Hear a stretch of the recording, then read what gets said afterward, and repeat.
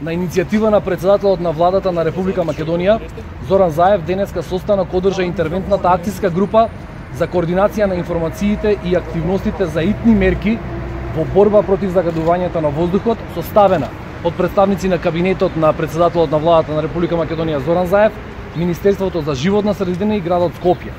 Интервентната акцијска група разговараше за итните мерки и активности кои произлегуваат од одлуката на 40-та седница на владата, како и од уредбата за намалување на граничните вредности за нивоа и видови на загадувачки супстанции, која е донесена на 42-та седница на владата и која стапува на сила денеска. Оваа уредба денеска е објавена во службен весник и стапува на сила.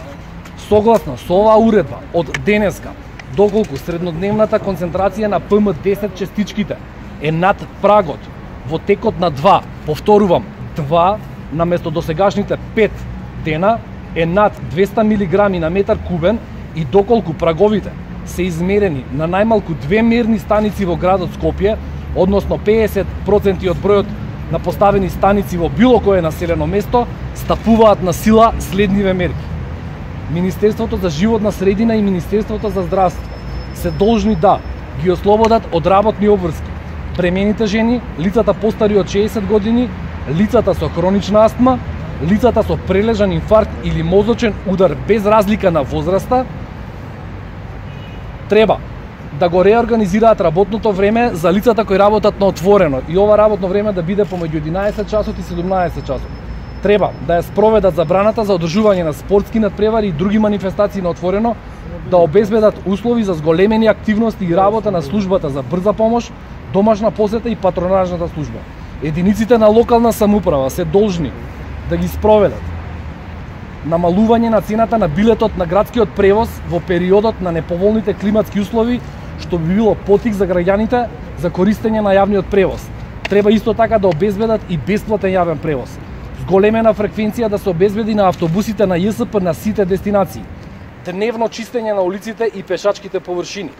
Да ги зголемат инспекцијските контроли на градилиштата, кај ракувачите со отпадни масла и сервисите кои работат со промена на овие масла.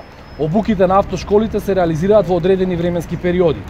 Издавање, треба да издаваат одобренија за дотурна роба во сообраќајни зони во градот Скопје со важно до 7 часот и 30 минути наутро.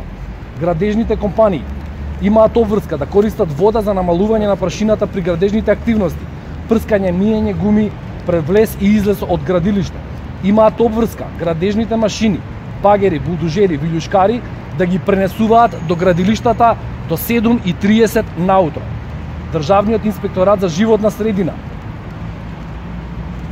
треба да воведе зачестена контрола на инсталациите кои поседуваат дозвола, односно се работи за големите индустријски објекти, како и Б дозвола, ова се малите индустријски капацитети.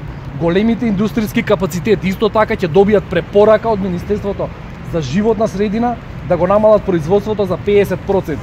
Министерството за внатрешни работи ќе треба да ја активира и да ја спроведе одлуката на веќе воведениот сообраќајен режим за тешки товарни возила, чија крајна дестинација не е Скопје и ова ќе треба да се користи исклучиво обиколницата околу Скопје.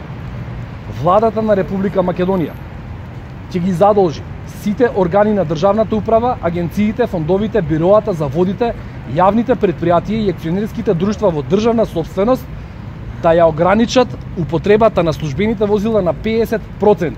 Ова исто ќе им биде препорачано и на сите единици на локална самоуправа. Исто така, владата на Република Македонија ќе треба да обезбеди ограничување на работите на објектите каде што се гради. Владата, ова е дополнително надвор од мерките кои што ги прочитав до сега, кои стапуваат на сила 2 дена доколку се измерат овие вредности, владата дополнително ја разгледува можноста за интервентна набавка на опрема за лична заштита од загадениот воздух, маски со филтри за прочистување, како и за набавка на прочистувачи за воздух за сите училишта, здравствени центри и градинките во Македонија. Повелете доколку имате прашање. Мерката е донесена денеска, меѓутоа кога ќе стапи во сила? Мерката е стапена во сила денеска, објавена во службен весник. Денеска е стапена во сила. Намалени се деновите. Значи се работи за 2 дена. Доколку 2 дена, почнувајќи од денеска, да бидеме прецизни само. Седи во моментот на прагот над 200 милиграми. Значи, јасно, да сме најасно. Одлуката од службен весник е објавена денеска. Значи, од денеска е стапена на сила. Ние на влада ја донесовме на 42-та седница и со оваа одлука, доколку во текот на 2 дена е над 200 милиграми на метар кубен, овие мерки што ги прочитав влегуваат во сила. Значи следните 2 дена треба да бидат да стапат на сила. 2 дена последователни единиците да бидат над 200. Овие мерки што ги прочитав влегуваат во сила. Мерката е објавена во денешниот службен вестник, можете да го видите. Зашто чекате 200 микрограми да дојде, кога знаеме дека тоа е 4 пати над дозволеното? Значи, тоа е според закон предвидено. Оваа мерка е усогласена со постојните законски решенија. Во моментов, медните станици во Газибаба и во Кисела вода, погледнете ги, ќе видите дека е тоа. Слични беа мерките и претходно кои беа донесени. Никогаш не биле имплементирани вакви мерки. И оваа уредба никогаш не била со овие денови.